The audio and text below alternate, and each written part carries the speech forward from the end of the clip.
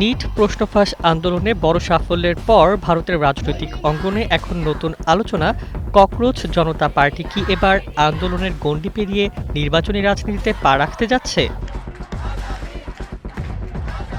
এমন জল্পনার জন্ম দিয়েছেন সংগঠনটির নেতারাই। এক সাক্ষাৎকারে সিজেপির মুখপাত্র আশুতোষ রাঙ্কা বলেন, ভারতে কোনো সম্ভাবনাকেই কখনো চূড়ান্তভাবে নাকচ করা যায় না।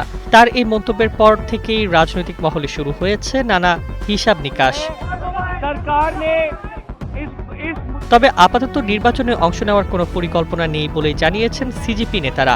আশুতোষের ভাষ্য, টানা 2 মাস আন্দোলনের পর এখন তিনি কিছুটা বিশ্রাম নিতে এবং ভবিষ্যৎ কর্মপরিকল্পনা নিয়ে ভাবতে চান। অন্যদিকে সংগঠনের আরেক মুখপাত্র সৌরভ দাস জানান, এভাবেই কোটি কোটি মানুষের ঘরে দেশ জুড়ে ফ্রিজ একটাই, ওয়ালটন। তাদের বর্তমান লক্ষ্য ক্ষমতা দখল নয়, বরং দেশের প্রতিটি প্রান্তে ছাত্র যুবকদের আন্দোলনকে ছড়িয়ে দেওয়া। তার দাবি, বিদ্যমান রাজনৈতিক দলগুলো তরুণদের প্রত্যাশা পূরণে ব্যর্থ হয়েছে, তাই জনচাপের মাধ্যমেই সরকারকে জবাবদিহির মধ্যে আনা হবে।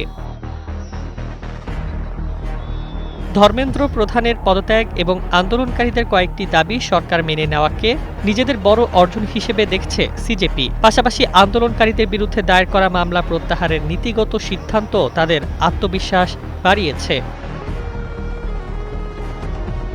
রাজনৈতিক বিশ্লেষকদের মতে এই মুহূর্তে সিজেপি ভোটের লড়াইয়ে না নামলেও ভবিষ্যতের সম্ভাবনা পুরোপুরি উড়িয়ে দিচ্ছে না। যদি আন্দোলনের জনসমর্থনকে তারা সংগঠিত রাজনৈতিক শক্তিতে রূপ দিতে পারে, তাহলে ভারতের রাজনীতিতে নতুন সমীকরণ তৈরি হতে পারে। তাই এখন সবার নজর একটাই, সিজেপি কি শুধু আন্দোলনের মুখ, নাকি একদিন নির্বাচনের ময়দানেও দেখা যাবে তাদের?